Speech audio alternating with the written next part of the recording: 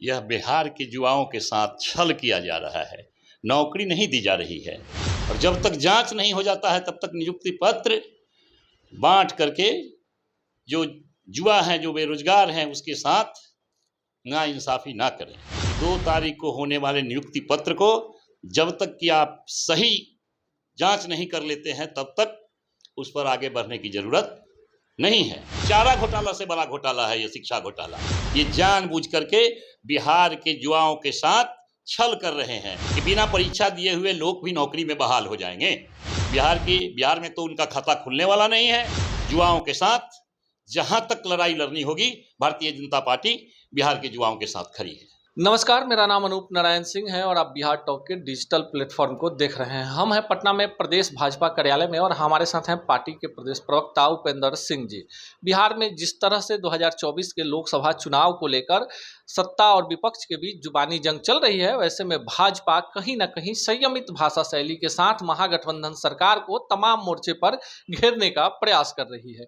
बिहार में कानून व्यवस्था की स्थिति से लेकर कई सारे अहम सवाल हैं, पर उपेंद्र सिंह जी से हम बात करेंगे कि 2 नवंबर को पटना के गांधी मैदान में 1.25 लाख बिहार के युवाओं को नीतीश जी शिक्षक नियुक्ति का प्रमाण पत्र दे रहे हैं।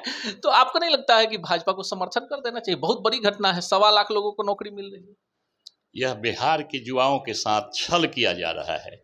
नौकरी नहीं दी जा रही है। आपने देखा होगा, एग्जाम कौन लिया?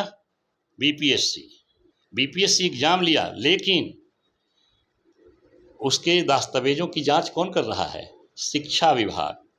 बहुत बड़ी गड़बड़ी है और मैं मांग करता हूं नीतीश कुमार जी से कि अविलंब उसको रोकें और जब तक जांच नहीं हो जाता है तब तक नियुक्ति पत्र बांट करके जो युवा हैं, जो बेरोजगार हैं, उसके साथ नाइंसाफ़ी ना करें।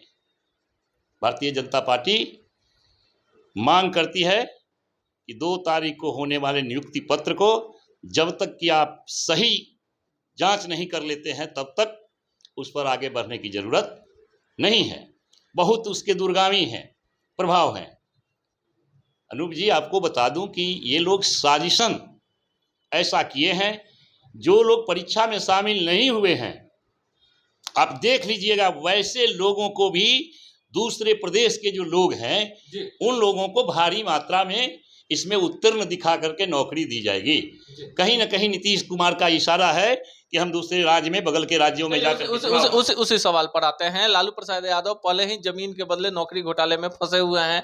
अब आप ही के गठबंधन के नेता हैं, बिहार के पूर्व मुख्यमंत्री हैं, सदन के सदस्य हैं, काफी वरिष्ठ हैं, जीतन राम मांझी, वो तो कहीं झुकने को तैयार नहीं है, खुलेआम आरोप लगा रहे हैं कि इसमें उससे बड़ा घोटाला हुआ है। इस पर क्या प्रतिक्रिया है भाजपा? निश्चित रूप से मांझी साहब ने जो कहा है वो मुझे भी ऐसा लग रहा है, भारतीय जनता पार्टी को भी लग रहा है कि ये जो नौकरी रेलवे वाली जो थी उससे कहीं भाड़ा। मैं तो मानता हूं कि चारा घोटाला से बड़ा घोटाला है ये शिक्षा घोटाला, और इसका नीतीश कुमार कहीं ना कहीं गलत दिशा में ले जा रहे हैं। इसको जब तक बीपीएससी को छोड़ दीजिए, न्यायिक जांच में भेज दें। न्यायिक जांच नहीं हो जाती है तब तक किसी को नियुक्ति पत्र न दें। जदयू के प्रवक्ता कह रहे हैं कि हम लोगों ने यहाँ 10 लाख नौकरी का वादा किया है, पहले सिपाही को दे दिया, दरोगा को दे दिया, शिक्षकों को दे रहे हैं। आज ललन सिंह का भी बयान आया है, उन्होंने कहा है 1.25 लाख लोगों को दे दिया, 1,20,000 की प्रक्रिया चल रही है, दरोगा की बहाली होगी। कि केंद्र बताए कि कहाँ गया 20 करोड़ रोजगार, कहाँ गया रोजगार? अच्छा, ये हमको बता दें। आप तो रोज ऐसे खबरों के माहिर खिलाड़ी हैं, आप रोज ऐसे खबरों से रूबरू होते हैं। ये लोग क्या कर रहे हैं? 9वीं 10वीं 11वीं 12वीं ये दोनों सेक्टर में एक ही अभ्यर्थी हो गए, तो इसको तो एकल गिनती होनी चाहिए थी। लेकिन ये लोग क्या कर रहे हैं? ये लोग एकल गिनती नहीं कर रहे हैं। ये लोग जो हैं वो गिनती पुरा रहे हैं कि हम 1,22,000, 1.25 लाख नहीं है, 1,22,000 का, लेकिन वो सही नहीं है। ये जानबूझ करके बिहार के युवाओं के साथ छल कर रहे हैं और बिहार की युवा जो देख रही है, आप डंडा बरसा रहे हैं। आप कहते हैं कि बिहार में प्रतिभा की कमी थी, हम दूसरे राज्यों से गए हैं, लेकिन ये ठीक बात नहीं है। बिहार की जनता और बिहार के जो करोड़ों युवा हैं वो इनको माफ करने वाले इस नहीं हैं। सवाल पर अब बार बार जा रहे हैं। फूलपुर से चर्चा है कि नीतीश कुमार चुनाव लड़ेंगे और उसी लोकसभा क्षेत्र के कई सारे अभ्यर्थी जो है शिक्षक बहाली में पास हो गए। पहले हुआ डोमिसाइल नीति होगी, जिसे अन्य प्रांतों में है कि प्रथम प्राथमिकता अपने प्रदेश के लोगों को दिया जाएगा। फिर शिक्षक भर्ती में एकाएक फूलपुर और या उत्तर प्रदेश के उस इलाके के प्रति इतना प्रेम क्यों हो गया?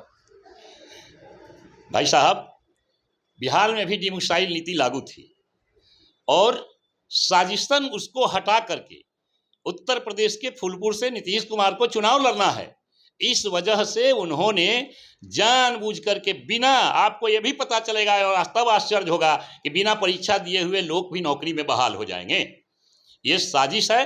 मैं आज भी कह रहा हूं कि नीतीश कुमार जानबूझ करके बिहार के युवाओं के साथ छल कर रहे हैं। बिहार में तो उनका खाता खुलने वाला नहीं है, तो वहाँ उत्तर प्रदेश जाए या जहाँ जाए, बंगाल जाए, लेकिन बिहार में उनकी खाता खुलने वाली नहीं है। भाजपा इसको लेकर बड़ा जन आंदोलन करने की तैयारी में है। लगातार आपके प्रवक्ता, आपके पार्टी के बड़े नेता बोल रहे हैं कि बिहार के युवाओं के साथ छल नहीं होने दिया जाएगा। पार्टी का अगला रुख क्या होगा? हम लोग मिल बैठ करके हमारे नेतृत्व वर्ग जो हैं इस पर गंभीरता से विचार कर रहे हैं। युवाओं के साथ जहां तक लड़ाई लड़नी होगी, भारतीय जनता पार्टी बिहार के युवाओं के साथ खड़ी है।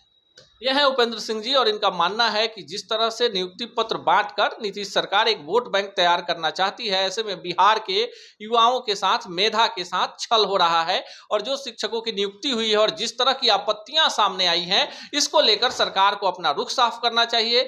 जिन लोगों ने आवाज उठाई है इसके खिलाफ कि कहीं धांधली हुई है, इसके लिए राज्य सरकार को एक आयोग का गठन करना चाहिए। अब यह देखना खास होगा कि बिहार में एक तरफ जहां रोजगार देने का दावा सरकार कर रही है, वहीं इन रोजगार देने के मामले में भाजपा का कहना है कि व्यापक पैमाने पर धांधली चल रही है और बिहार के युवाओं के साथ एक भद्दा मजाक हो रहा है। ऐसे ही खबरों के लिए जुड़े रहे बिहार टॉक से।